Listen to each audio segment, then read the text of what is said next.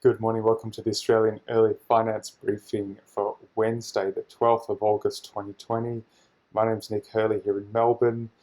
Touching on what we mentioned yesterday with Qantas, their rather humiliating retail share purchase plan, which was aimed to raise $500 million and only raised 72. Alan Joyce has mentioned that he blames timing on this. So, it coincided with tightened border restrictions across the states and territories, sparked by the Victorian outbreak and small clusters elsewhere. He says, while the Qantas Group's recovery plan anticipates some uncertainty associated with the pandemic, the timing of these events and their implication for travel demand had an obvious impact on the Qantas share price and the take-up of the offer by eligible shareholders.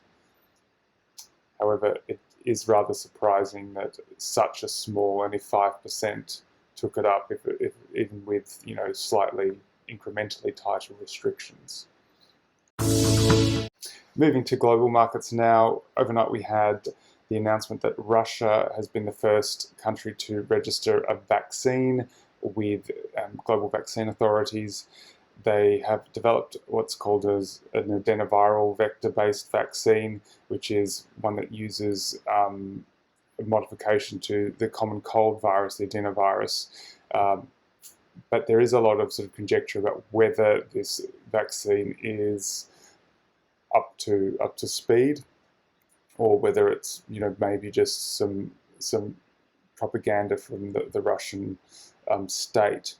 So on CNBC TV, they had the former FDA director, Scott Gottlieb, mention that he wouldn't take it. He's certainly not outside a clinical trial. It appears it has only been tested in several hundreds of patients.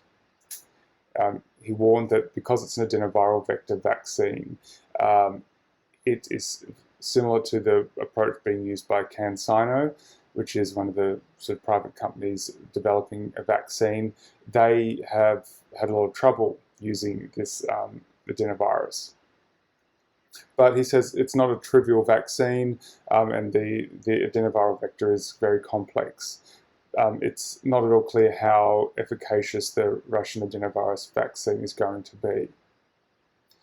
But this is, building this case for, a vaccine. As I mentioned yesterday, Goldman Sachs has, in all their sort of macro models, assumed that there will be something effective in the first half of next year. And that has spiked yet more of a sort of rally in global markets, particularly in the US. We've seen quite a big shift from the sort of technical factors of momentum, from momentum through to value. The Zero Hedge is mentioning that the value momentum swing, the sort of 5-day aggregate percentage change, is ranking as in the top 6 since at least 2010, which go in hand in hand with monster thematic and sector reversals. So basically, there's a profound shift we're seeing in the markets today in the last couple of days, and that's this the long run of the sort of momentum stocks, which you could sort of proxy to the NASDAQ, the large cap techs.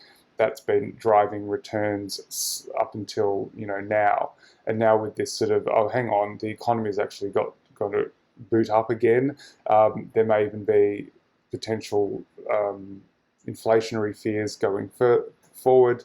And we're seeing a big rally in the small cap US stocks, the ones that are more exposed to the domestic economy. That Facebook doesn't really get affected by, one particular country anymore, whereas, a lot of the smaller US companies do to the US. Now, we're also seeing a decline in gold. We've seen a 3% fall in the gold price. So you may be asking, well, why is gold going down if inflation expectations are going up? Now, there could be a couple of reasons for this. Firstly, we're starting to see some positive yields pop up in sort of the debt markets as a result of these inflation expectations. So that means that there's now some potential scope for positive returns, and that's something that we weren't seeing before. and there, it was a matter of choosing between bonds with no return and gold with no return. Gold isn't linked to the US currency, so it was a more appealing alternative. That for the sort of the moment has gone. Additionally, people could be selling their profit taking on gold and using that to invest in their sort of the reflationary trade, switching back somewhat into value stocks that have been really battered this year, and the small cap as well, which you're seeing it's really outperforming in the last sort of few trading sessions. Now, there was an analyst on CNBC earlier today mentioning that the people that are sort of saying, oh well, the gold rally's finished now because of the vaccine being developed, they're not really looking at the full situation. Before I move on, firstly, the bonds, if Treasury yields are creeping up, it will only take the Fed to say, look, that's not what we want. We're going to sort of force them down again and to crank up the bond buying or whatever programs to suppress that. Now, the reality is that these programs, there's no intention whatsoever to sort of wind them up or scale them back. So the CNBC analyst mentions that the fundamental factors that have been driving up the gold price are not changed. So that the sort of monetary and fiscal policies that have driven gold past the $2,000 mark are going to continue. And this analyst mentions that it could go past $3,000, $4,000, or even $5,000. And moving to the markets now, as I mentioned, the Nasdaq is down about 60 basis points, with the Dow Jones up 1%, and the small cap index up about 70 basis points. Gold is sold off a lot. We're seeing it's down almost 3.6%. Now, we've also got coming up today lots of company reporting. So corporate reporting season is picking up. We have the Commonwealth Bank, Computershare down at EDI, Magellan Financial, QBE, SEEK and Transurban all reporting later today. We've also got the Westpac Consumer Sentiment Index reading coming out. And that is your early finance update for Wednesday. Have a great day.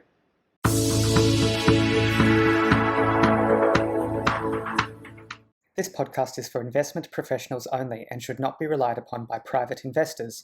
The podcast is provided for informational purposes only and does not constitute financial advice. The values of investments can go up or down, so you may get back less than you initially invest.